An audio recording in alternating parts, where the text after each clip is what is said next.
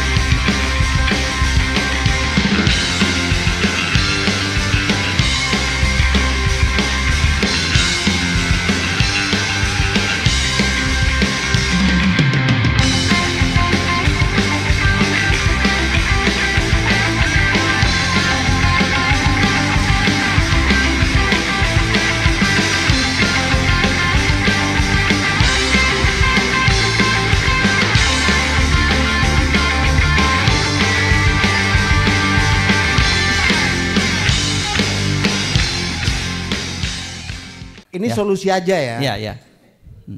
Ini betul-betul solusi ya. Iya. Itu kan kerugian benar, kerugian besar kalau kita membuat polisi itu degradasi hanya karena kasus-kasus. Dan kasus itu sampai kiamat tidak akan pernah berhenti. Oh gitu. Iya. Kenapa? Karena masalah hulunya ada di tadi. Nah, untuk mencegah ini, mumpung ada Presiden Prabowo, mudah-mudahan dia dengar saya nih. Mudah-mudahan. Supaya polisi itu tidak menjadi seolah-olah badan penegak hukum, lembaga penegak hukum. Di dalam teori negara kan fungsinya polisi itu internal order, dan ketentraman, ketertiban. Karena itu fungsinya cuma 3, patroli.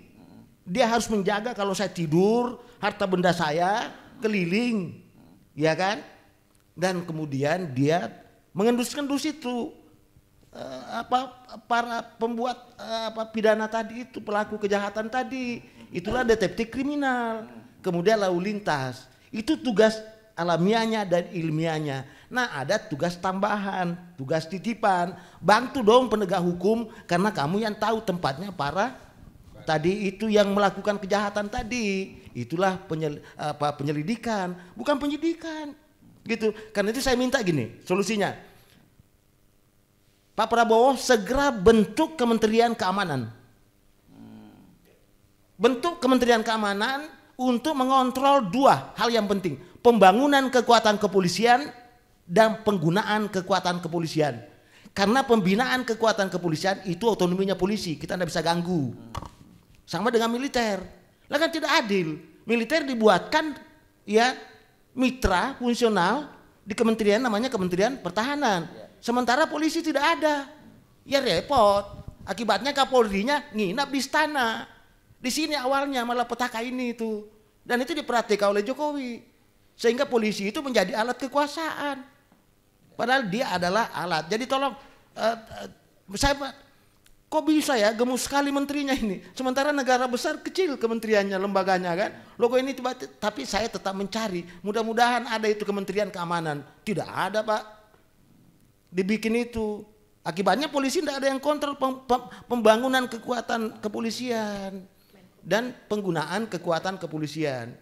Jadi saya ulangi, pembangunan kekuatan kepolisian itu tugasnya, tanggung jawabnya otoritas sipil, Presiden bersama DPR. Dan itu harus ada rumahnya di Kementerian Keamanan. Dan penggunaan kekuatan kepolisian. Nah, kalau kita mau kenapa polisi begini, kenapa polisi begini, itu kan penggunaan kekuatan. Karena kan dia alat, dia hanya digunakan. Apakah yang menggunakan sudah benar? Lah otoritas sipil lah yang bisa menggerakkan. Siapa itu? DPR dengan Presiden. Gitu tadi. Ya saya kira itu, kalau memang mau ini solusi, benar-benar solusi, bukan kritik ini. Jangan dibawa, kalau marah lagi, benci lagi sama polisi, dibawa Dagri, Pak. Iya, di eranya siapa Menhan dulu itu. Siapa? Pak ini yang dari UI. Yono Sudarsono. Pak Jono. Kan bapaknya itu yang mengeluarkan waktu Mendagri itu kan dikeluarkan polisi dari Dagri. Untuk apa? Karena dia lihat gejalanya tidak bagus. Polisi bisa memangsa pemerintahan daerah ini. Makanya dikeluarkan dia. Maka dibuatkanlah dia cangkang namanya Kementerian Keamanan. Kan dulu Pak masing-masing, misalnya Kementerian Pertahanan itu ada mitra fungsionalnya di rakyat, namanya Hansip, Pertahanan Sipil, dan ada Wanra, Perlawanan Rakyat, itu untuk militer pertempuran Pak.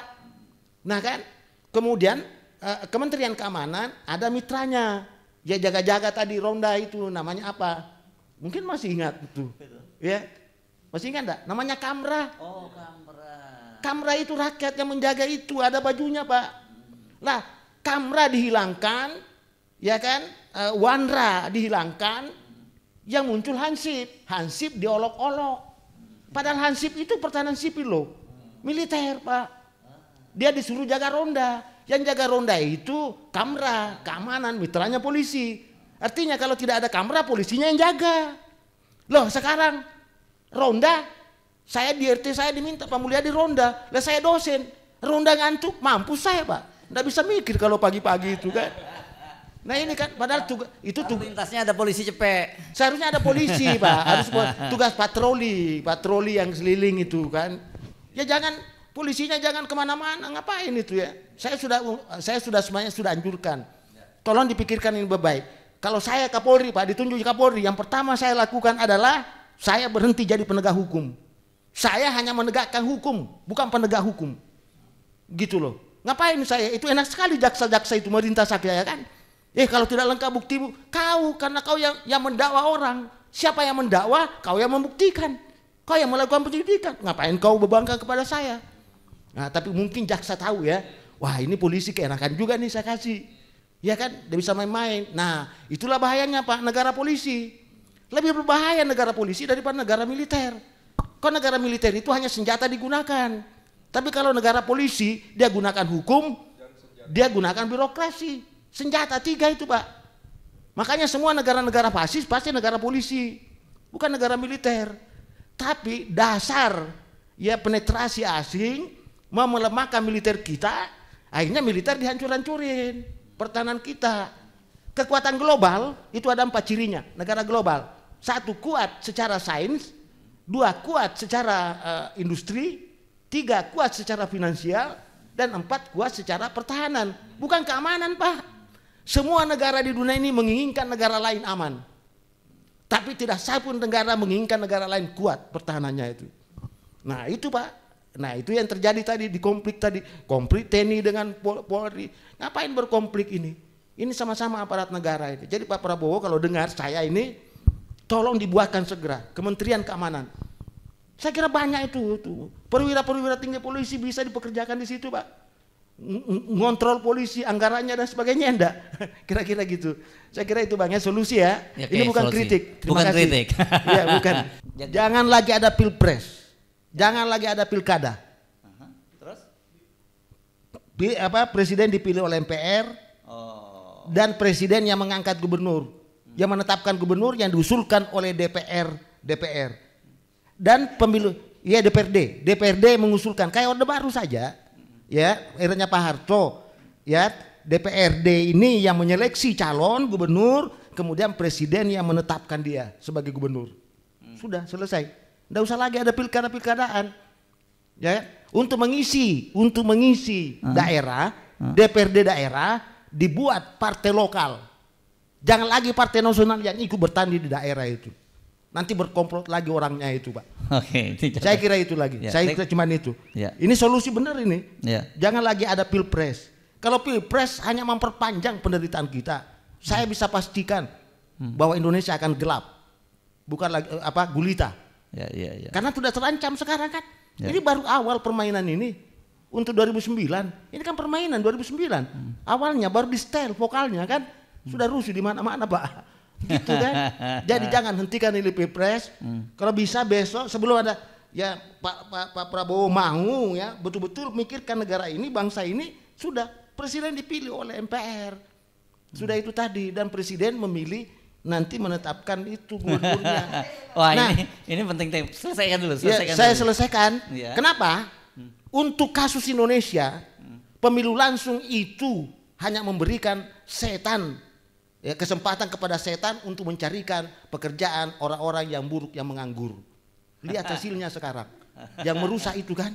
Ya. Mereka muncul semua karena ada fasilitas tadi, Okay. ya kan? Muncul pengamat, muncul ini, muncul relawan itu sensitif bencana, Pak. Lah sekarang relawan berubah menjadi apa?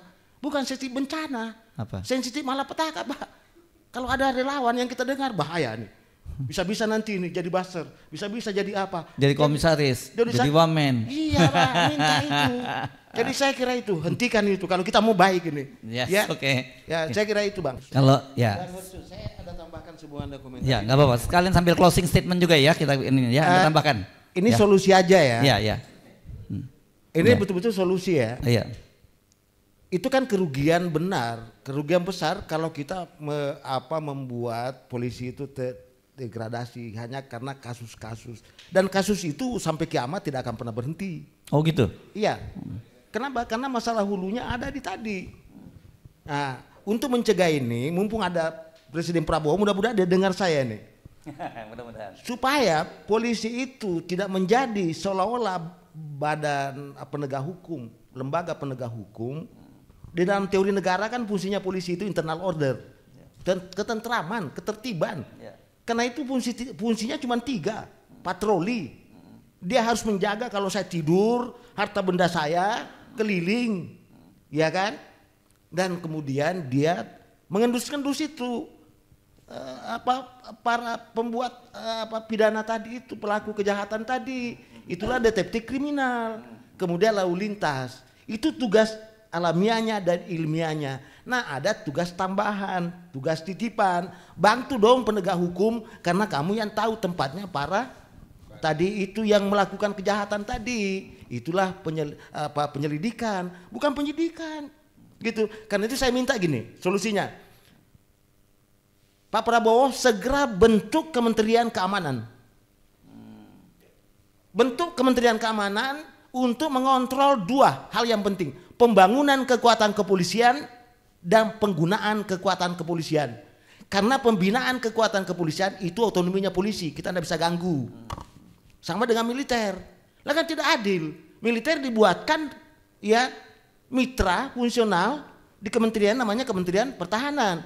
Sementara polisi tidak ada. Ya repot. Akibatnya Kapolrinya nginap di istana. Di sini awalnya malah petaka ini itu. Dan itu diperhatikan oleh Jokowi.